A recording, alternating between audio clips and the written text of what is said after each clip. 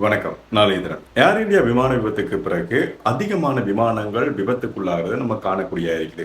18ஆம் தேதி ஏர் இந்தியா விமானம் எப்படி விபத்துக்குள்ளானதோ அதே போல போயிங் நிறுவனத்தினுடைய ஒரு ஃப்ளைட், அதாவது டெல்டா ஏர்லைன்ஸ் என்று சொல்லப்படுகின்ற இது பார்த்தீங்கன்னு சொன்னால் அமெரிக்காவில் இருக்கிற LAX என்று சொல்லப்படுகின்ற விமான நிலையத்திலிருந்து டேக் ஆஃப் ஆகி ஒரு சில நிமிடங்களிலே ரொம்பவே ஷாக்கிங்கான ஒரு விஷயம் நடந்திருக்கிறது. அது என்னன்னு கேட்டீங்கன்னு சொன்னால், இந்த விமானம் டேக் ஆஃப் ஆகி ஒரு சில நிமிடங்களிலேயே இந்த விமானத்தினுடைய இடது பக்கத்தில் இருக்கிற என்ஜின் தீப்பிடிக்க ஆரம்பிச்சிருக்குது. ஸோ இந்த விஷயத்த பைலட் விமானிகள் உடனடியாக அறிஞ்சதால இவங்க இன்ஃபார்ம் பண்றாங்க டேக் ஆஃப் ஆகி ஒரு சில நிமிடங்களிலே.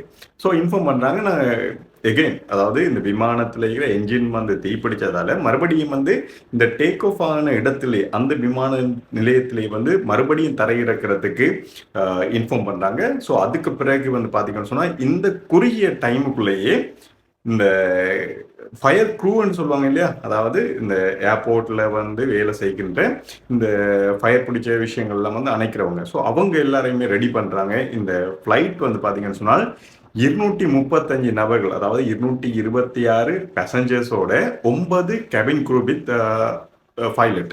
ஸோ இவங்க எல்லாம் சேர்த்து ஒட்டுமொத்தமாக 235 நபர்கள் இந்த விமானத்தில் இருந்திருக்கிறாங்க.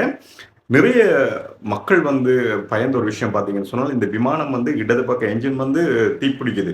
ஸோ இதில் எரிபொருளுக்கும் இந்த தீ பரவிச்சுன்னு சொன்னால் ஒட்டுமொத்தமாக இந்த விமானம் முற்றாக எரிந்து போறதுக்கான வாய்ப்பு இருக்குது.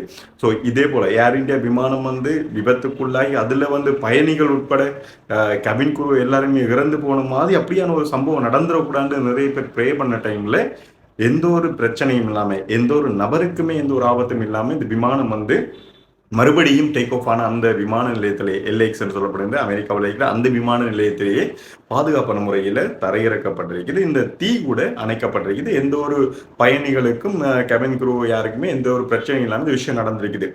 LAX என்று சொல்லப்படுகிற அமெரிக்காவில் இருக்கிற இந்த ஏர்போர்ட்ல இருந்து அட்லாண்டா என்று சொல்லப்படுகின்ற விமான நிலையத்துக்கு செல்ல இருந்த இந்த விமானம் தான். இது பார்த்தீங்கன்னா ஆரம்பத்தில் சொன்ன மாதிரி ஏர் இந்தியா போயிங் நிறுவனத்தினுடைய ஒரு விமானம் தான் விபத்துக்குள்ளானது. அதே போல இந்த டெல்டா ஏர்லைன்ஸினுடைய விமானம் பார்த்தீங்கன்னு சொன்னா இது போயிங் நிறுவனத்தினுடைய 767-400 என்று சொல்லப்படுகின்ற ஒரு விமான டைப் விமானம் தான் இப்படி மறுபடியும் இப்படியான ஒரு விபத்தை சந்திச்சிருக்குது. ஸோ கண்டினியூஸா போயிங் நிறுவனங்களுடைய விமானங்கள் மறுபடியும் இப்படியான தீப்பிடிக்கிறது அல்லது விபத்துக்குள்ளாகிற விஷயங்கள் காணக்கூடிய இருக்குது. இந்த விமானம் பார்த்தீங்கன்னு சொன்னால் 24 வருஷமும் 6 மாதங்களாக யூஸ் பண்ணப்படுகின்ற ஒரு பழைய விமானம் என்று முக்கியமான விஷயம். அமெரிக்காவில் தான் இந்த விபத்து நடந்திருக்குது. இந்த விமானமும் மேனுஃபேக்சர் பண்ணப்பட்ட இடம் பார்த்தீங்கன்னு சொன்னால் அமெரிக்காவில். ஸோ ஏர் இந்தியா விமானம் விபத்துக்குள்ளானதுக்கு பிறகு பார்த்தீங்கன்னு சொன்னால் அதுல விமானிட பிள்ளையால தான் அந்த கட் ஆஃப் ஆகி எரிபொருள் இந்த விமான விபத்து நடந்திருக்குன்னு சொல்லி ஒரு கதை சொல்லப்பட்டாலும் இது உண்மையா இல்லையான்றது இதுவரைக்கும் தெரியாது.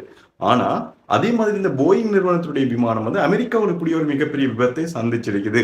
ஸோ இந்த விஷயம் பைலட்டுகளால் கண்டுபிடிக்கப்படாமல் விட்டிருந்தாலோ அல்லது உடனடியாக இந்த ஃபயர் அணைக்கப்படாமல், அதாவது தரையிறக்கணும்னு இந்த தீப்பிடிச்சதை அணைக்கப்படாமல் சரியான முறையில் நடைமுறைப்படுத்தப்படாமல் இருந்திருந்தால் இதுவும் ஏர் இந்தியா விமானம் விபத்துக்குள்ளானதை போல் ஒரு மிகப்பெரிய சர்ச்சையை அல்லது ஒரு சோகத்தை ஏற்படுத்தின ஒரு சம்பவமாக மாறியிருக்கும்.